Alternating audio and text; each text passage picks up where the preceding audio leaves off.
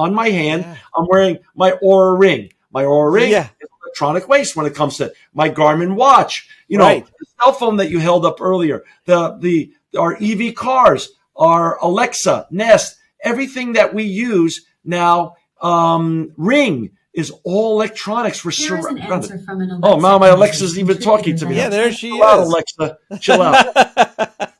She's speaking up. But you couldn't have timed that any better. All right. but seriously, the ubiquity of electronics. So here's the deal. The sad statistics for your listeners to really hear is this.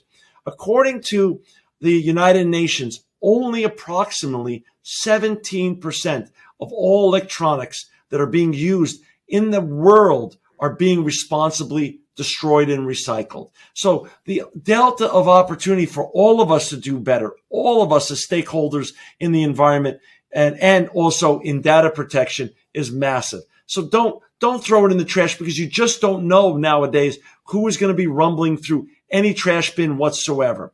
And the goal is to get your old electronics to a responsible recycler. Now, ERI has lots of great competition, lots of responsible recyclers out there that do the right thing. But unfortunately, there's more bad actors than good actors.